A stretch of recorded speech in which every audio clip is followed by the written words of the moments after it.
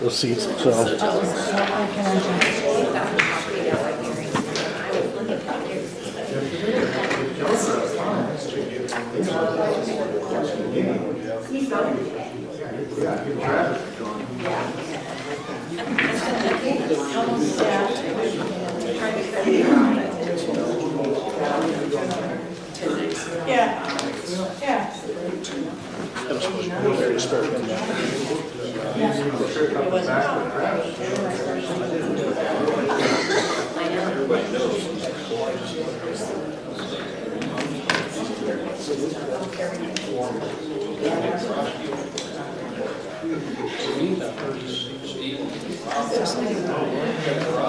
you good, Judge? You good? Yeah. Okay. All right, good evening, folks. I've got 6 o'clock, so I'm going to go ahead and call to order the special Shelby County Board meeting for March 3rd, 2026. If you would please stand for the Pledge of Allegiance. I pledge allegiance to the flag of the United States of America and to the republic for which it stands, one nation, under God, indivisible, with liberty and justice for all. Thank you. Move on to item 2. Roll call, please. Teresa Banks. Present. Tim Brown. Here. Carol Cole. Here. Julie Edwards. Here. Chrissy Grant. Here. Jeff Gray. Here. Clay Hardy. Here. Keith McCormick. Christine Matlock. Here. Tad Mayhall. Here. Tricia Miller. Here. James Mitchell. Tim Morse. Here. Gene Price. Austin Pritchard. John Stroll. Larry Seifert. Don Haight. Christy Wofford. Here. Brent Wallace. Here. Judy Wood. Here.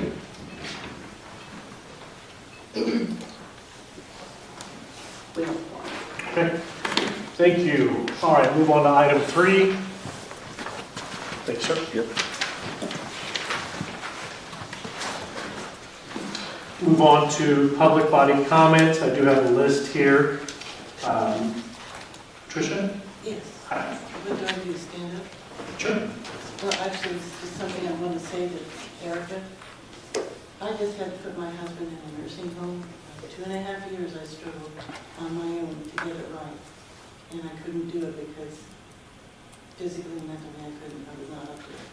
So I passed him on to the professional. I'm asking you, you've done your best for the county, but we know it's not quite good enough. So please, step aside and let the professionals step in. That's all I've got to say. Thank you. Public body comment? Public body comment? Public body comment. Okay, I want to move on to item 4, which is a presentation for the fiscal year 2023 audit by Lauterbach and Amon. And with us tonight, we have Mr. Brad Porter to present the fiscal year 2023 audit. So, Mr. Porter, it's all yours. Good evening, everyone. Can you hear me loud and clear? Excellent. That's step 1, right? My name is Brad Porter. I'm here on behalf of Lauterbach and Amon as a principal overseeing the county's financial statement audit process. This evening, I'll be providing a brief recap of the documents that we've issued at the conclusion of our fiscal year 2023 audit process. I'd like to start by thanking the board for the opportunity to attend virtually here tonight. It's a pleasure to meet with you for the first time. And before I go any further, I'd like to give a special thank you to the county staff that have been instrumental in this audit engagement. As many department heads can attest, it truly takes an army to complete an audit, especially in a year where there is a change in auditors. Typically, we are requesting new things, maybe things that prior auditors had on file for previous engagements. We're very appreciative of all of the efforts of the county staff to get us everything that we need in a timely manner. I'd also like to give a special thank you to Anna Cadmus and her team at Sikich. They have done a phenomenal job with their audit preparation processes, and we are very grateful to have them as a partner in this equation. For those of you who may not know, a little bit of background on what Sikich is completing. They are taking care of all the necessary entries on the county's general ledger to ensure that some of the balances are audit ready for us on the cash basis of the county. That will include things such as putting together reconciliations, summarizing a schedule of all the grant expenditures for us and compiling any necessary documentation for us to complete our audit testing. So we're very appreciative of Anna and her efforts as well. Now tonight there are 4 pieces of required communication that I plan to address. At this point, I do think it would be beneficial for me to share my screen and walk you through those files. So bear with me as I get that ready. It looks like I may need to have a request accepted to do that. So let me send that request now. You need to click on that to allow him access. Yeah. Issue.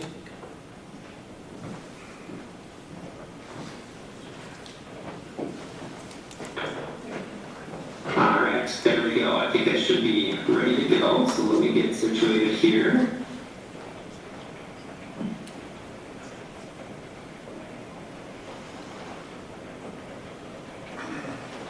All right, can everybody see our Lauterbach Academy letterhead here?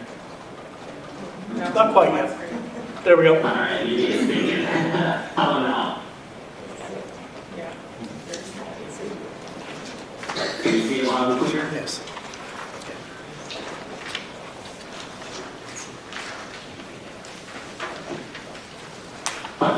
Yeah, can you confirm that? Yes, sir. My Yep. screen is being shared? Sorry. Yeah, no, my phone. Yep, you're good. We got you. Thank you. No worries.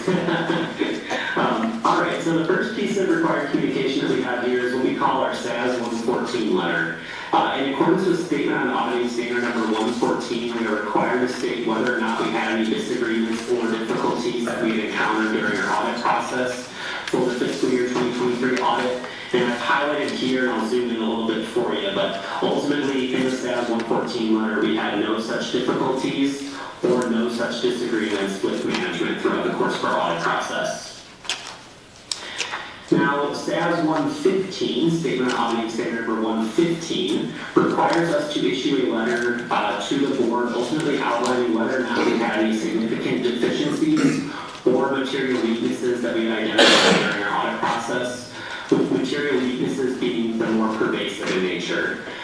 So for a little bit of background, those of you who may or may not know, the county had received a qualified or modified audit opinion for the fiscal year ended August 31st, 2022, which stated that the prior auditors indicated that certain balances or items within their audit were not materially correct, or that they could not obtain sufficient audit evidence to support certain balances. So through the joint partnership, obviously county, Sickich, and Lauterbach and Amon, there were a number of these items that we sought to clear up in fiscal year 2023 and successfully cleaned up in fiscal year 2023. So we have outlined in the SAS 115 letter that we did have material restatements to fund balance as a result of some of those cleanup procedures that took place in this fiscal year under audit. So we would not expect to repeat a SAS 115 letter in fiscal year 2024, assuming there are no other additional items that need to be cleaned up. Now we'll move into the annual financial report. There are 108 pages to this document of the PDF, so we'll be going page by page here tonight. No, I'm only kidding. We'll summarize some of the key financial areas here, some of the intangible items from this audit process, because we are talking about an audit that is quite outdated at this point. So I know the board is receiving more current monthly financial updates at this point. So again, I'll focus primarily on some of the intangible components of the audit, beginning with pages 1 through 3. On pages 1 through 3, you'll find what we call our independent auditor's report. This report not only outlines the opinion that we've issued on the financial statements, but also the responsibilities of both management and us as auditors. Management is ultimately responsible for the preparation and fair presentation of the financial statements. Through the internal efforts of your team, as well as Sickich being hired by the board in an external capacity, we certainly felt the financial statements provided to us were indeed fairly presented. To provide a little bit of additional clarity on what our responsibilities are as auditors, it's important to understand a few things first. As auditors, our responsibility is to ensure that we're planning and performing an audit designed to detect material misstatements, whether that is due to error or fraud. That is not not to say that certain matters that are immaterial in nature don't exist, or that an audit is designated to detect all errors that simply cannot through the nature of our procedures. It is also worth noting that we perform a number of internal control related walkthroughs of your financial functions, but we are not generating an opinion on the internal control environment, only the financial statements themselves. Any internal control related findings will be disclosed in the management letter, and we'll get there momentarily. So again, just to emphasize, we are focused on reassurance at the materiality level. And I am happy to report that for the fiscal year ended November 30th, 2023, we have issued what is known as an unmodified opinion, which is the cleanest form of opinion that any governmental entity can ultimately receive, and ultimately indicates that we as your auditors believe the financial statements are presented fairly in all material respects.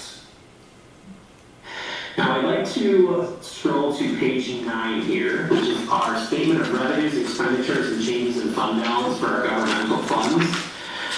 The county reports a substantial number of funds within their audit, so for the sake of our presentation here tonight, I'm just going to kind of touch base on the general funds specifically. The third line up from the bottom there is what we call our net change in fund balance. And I'd like to highlight that for fiscal year 2023, the county had an increase in general fund balance of about $1.45 million, ending the year with just over 5.6 in accumulated fund balance, $5,626,000 to be specific. This change was a 35% increase over the previous fiscal year, and the county, as of 11/30/2023, has just over 7.5 months of operating expenses in unrestricted or unassigned fund balance. Now, I alluded to the fact that the county has various funds that they report in their audit. I just want to provide a resource point. So beginning on page 42 is where you can find the financial information for your other funds that are not disclosed on the face of the financial statements here. Now, we'll jump into the management letter. It's important to note the primary purpose of our management letter is going to be to convey some best practices that we see across some of our other county clients, to communicate any internal control related matters that would warrant the board's attention, or to disclose any upcoming accounting pronouncements that could have an effect on the county's financial statements. As mentioned, we have issued a clean, unmodified opinion, so these matters here are purely best practices. Our goal as auditors is not just to generate an opinion, it's to provide value outside the scope of the audit.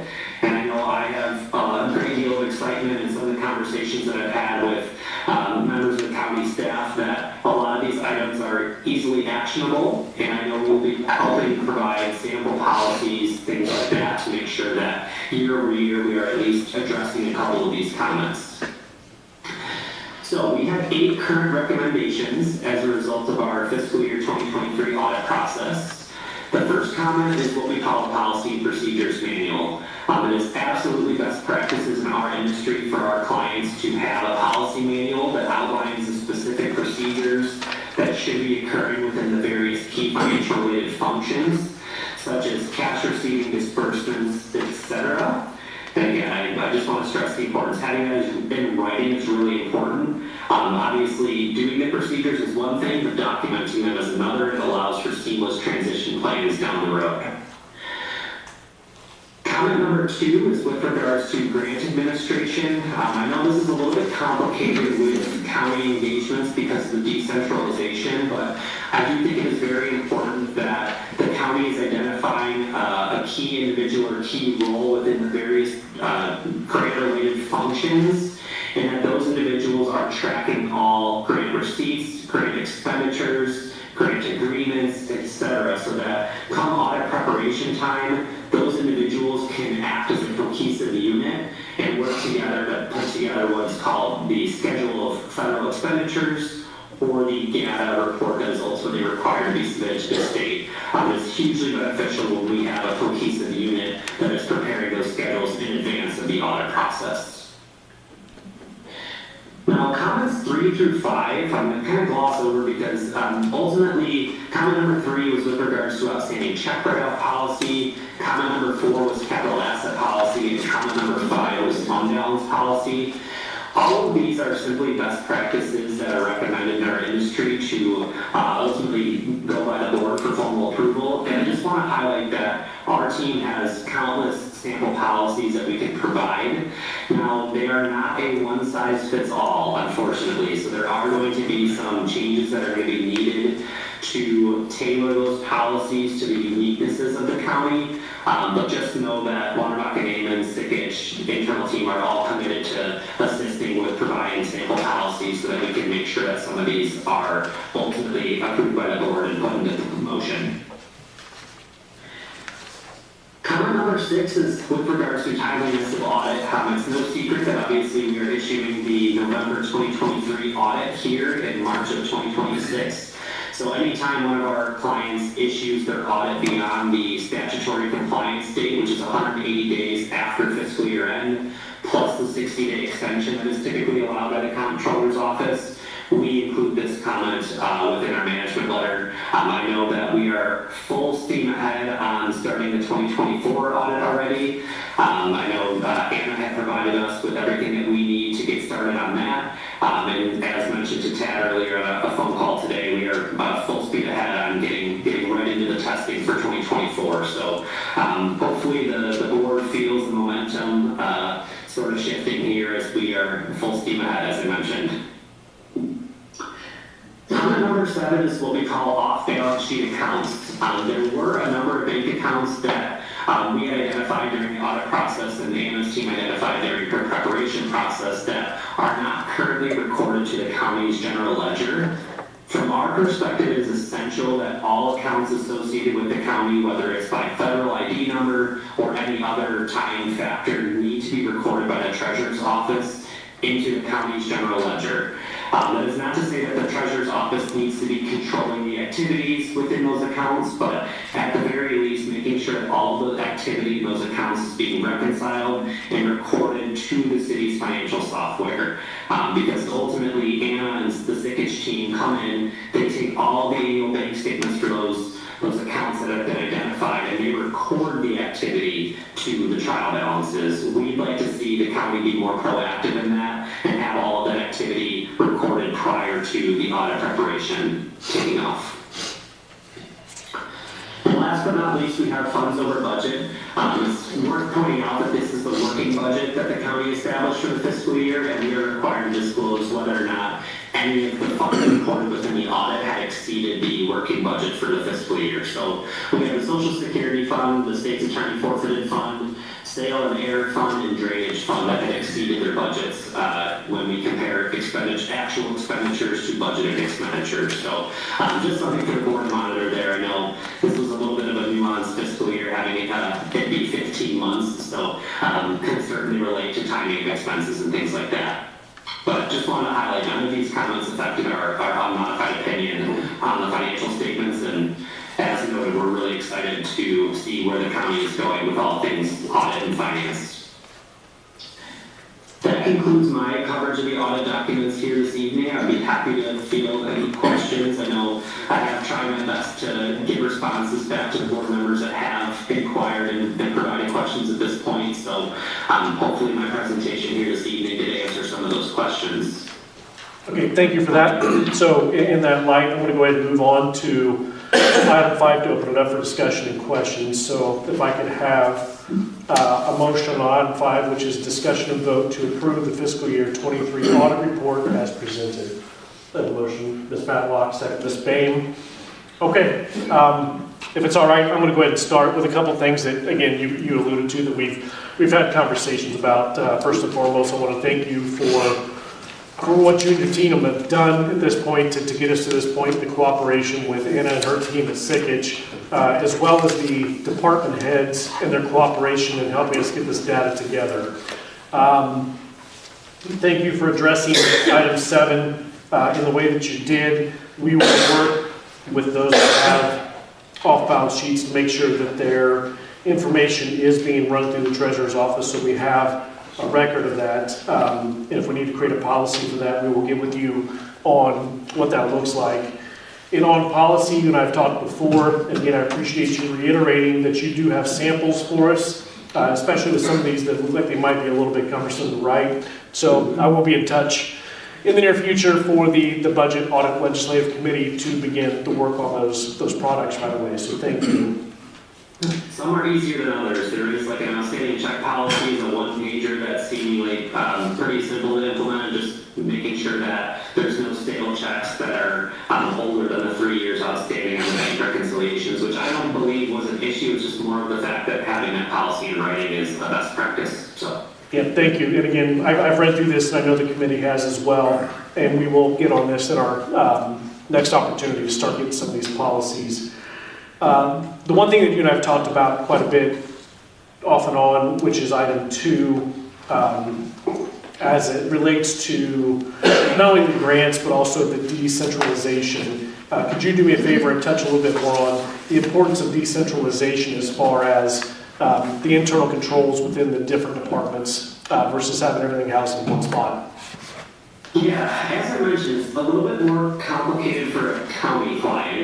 With some of our municipal engagements, we designate the finance director as that individual, right? So there's one individual that's responsible for working with the various department heads to put together a nice finished product for us. But I can certainly understand. I know I was looking at your grant schedule earlier today. It's a little bit of a doozy. We've got a lot of grant programs and grant activities out there affecting various departments. So I think the key takeaway from this is we really just want a little bit more cohesion, because when Anna and her team went to prep a lot of the grant schedules, and when we went to request the grant schedules for certain programs, it was a little bit of a tough to track down, for lack of better terms. And I think if we have a cohesive process where the department heads are meeting prior to fiscal year end or shortly after fiscal year end to work together on a summary of the grant program, the data-related program ID number, the expenditures and revenues that were received in the year,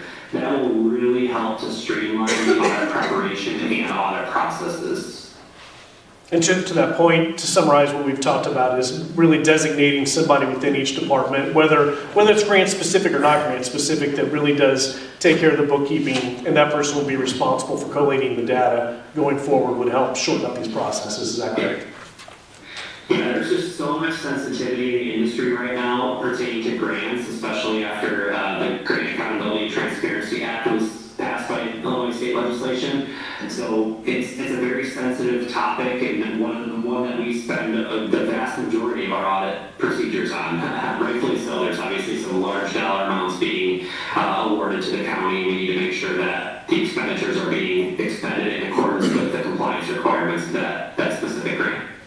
Okay, thank you. That's all I had, so if it's all right, I'm going to turn to some of the board members to get some of the questions answered. I think you did touch on a lot of them that I did forward to you, but we may have a few others after your presentation. So. Sure, I just want to add, I know I've only heard your microphone so far, so we may have to figure out ultimately the best means of communicating those questions, but... Yeah, we'll see. Fortunately, I'm the only one that spoke to you so far, so we do have microphones throughout the room. If it doesn't come through, you just let me know, and I'll try my best to reiterate verbatim what they've asked. Any questions? Yes, ma'am. Can you hear me, Brad? No, you can't. Here, I wrote it down, Ted. You want to ask him since I wrote it down? You can read it then. Actually, it's my kids. You can run with that. Okay, I've got a question from Ms. Matlock. Awesome. There's been some back and forth in an email the last few days about ARPA funds. We have a report to file in April on those funds. Is there anything we should be aware of based on what you found in grant testing that would help us produce that report without errors that you found in 2023? It follows up with, we have work to do to sort out these issues, but any guidance would help. We want to make sure that we are in compliance and we don't put future grant funding at risk. Yeah, I appreciate the question. I think it has to go back into our grant testing to provide the best answer there and make sure that I am assessing, any findings that we had at the grant front. I will say, if there was any concerns from our perspective, especially with regards to the fiscal year under audit, we would have communicated those in the management letter or through conversations with staff. And nothing is coming to mind on the ARPA front, so but I can certainly take a closer look at that and get back to you. Okay, thank you. That answer your question? Yeah. Okay, thank you. Any other questions? Mr. Gray? I do, but he's not gonna be able to hear me, so. You want to either come around, step up to the mic, or Where's Mike? Here. relay it to me? I don't think I can. Is There's that, one up there. is that on? Right there. Yeah, it's, the green light's on. There's one in the booth up here too, I think. Or you can come up here. I don't know. That's all you Green hear. light's on. Mr. Porter, can you hear me? I sure can. Okay, hey, I just want to reiterate what Tad said about, thanking you guys for, we're 2-3 years behind, and it's, thankful that you guys have stepped up and we're on the right road here. So my question is, it's kind of a 2 or 3 point question, but it all relates to the first recommendation, and it has to do with the policy and procedure manual. And I think you kind of touched on it earlier, that I would assume that you do have some examples of manuals from other counties that maybe we could use as a template going forward. Along with that, I would assume that it's going to be used to establish, some consistency in our accounting principles. And, in summary, I think what I'm reading there is that we need some kind of standard practices that everyone can follow, something that can make it clear for everyone to work with and to view. I guess that's what I'm reading there or seeing there. Yeah, it's a great question. So it's a little bit complicated with the policy and procedures manual because of we see a lot of variability from county to county in how they handle certain procedures and policies. So to some extent, I would almost make the recommendation that the county team reach out to other surrounding counties that they may have connections or relationships with. Our client policies are obviously protected by confidentiality clauses, so if there are county clients that we work with that are comfortable sharing that, I can certainly inquire around with some of our other counties and see if they would be comfortable sharing that. But I do think the county can also take matters into their own hands as well by reaching out to some of your friends and neighbors to see if they have such policies in place. But yes, absolutely a best practice to have those policies documented in writing. Obviously, we have turnover, we have new faces, and having that policy and procedures manual will save a lot of time on the training front because you've got everything documented. And that policy and procedures manual should be reviewed at least annually to make sure that any changes are ultimately made. Thank you. That answer your question? Thank you. Okay, thank you. Any other questions? Yes, sir. Regarding item number 7, I would just like to agree with you, Mr. Chairman, that that's important. And as far as a policy, I don't know if we need an official policy, but I believe we need to do it. I believe there should not be Shelby County accounts outside of the treasurer's office, so to speak. Thank you, Mr. Chairman. Yeah, to reiterate what 7 says, the accounts can be elsewhere, but the documentation should run through the treasurer's office. Any other comments, questions for Mr. Porter? Yeah, and one comment on comment number 7 is making sure that we are considering those funds from a budgetary standpoint too, because I know that our team, obviously, if you're not recording those funds within the county's general ledger, you're not budgeting for those, and it's important to bring the budgetary function in-house for those accounts as well, so that there is just a general understanding of the activities flowing in and out of those accounts. Those are undeniably the highest risk accounts that we have for fraud across all of our clients. That's not specific to Shelby County. That is a factual statement for all clients that we audit. If you think about it, if you have a bank account that is not being monitored by, but it's being included in your financial statement audit, it's critical that those are going through the same chains of command and review processes and reconciliation processes as your other county fund accounts. Okay, thank you. And again, your recommendation includes internal control procedures and likely a policy that would include this. So again, we'll be reaching out to work with you and see what we can track down and get written soon. So thank you. Excellent. All right, last call. Any questions, comments? Okay, appreciate you, sir. thank you much. And move on Take and care, everybody. take our vote. Thank you, sir. Onward in 2024. Okay, thank you, appreciate you. All right, bye. Bye-bye. Okay, any other discussion on item 5? Okay, seeing none, roll call vote, please. Bain, Yes. Brown, Yes. Cole, Yes. Edwards. Yes. Grant, Yes. Gregg, Yes. Hardy, Yes. Matlock, Yes. Mayhall, Yes. Miller, Yes. Morse, Yes. Walker, Yes. Wallace, Yes. Wood. Yes. Motion passes unanimously. Okay, thank you, everybody. Again, very important, again, especially for our grant partners, is to get this uploaded and sent through the different portals that are required. So I do appreciate the cooperation on all fronts to get this taken care of. With that, I'll move on to item 6, public body comment. Public body comment. Public body comment. Okay, with that, I'll take a motion to adjourn. Ms. Payne, Ms. Wood on the second. All those in favor say aye. Aye. Opposed? We are adjourned at 6:30. Thank you, folks.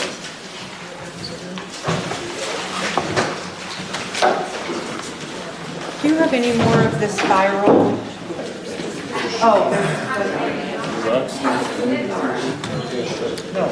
Thank you, Judge. here. Was that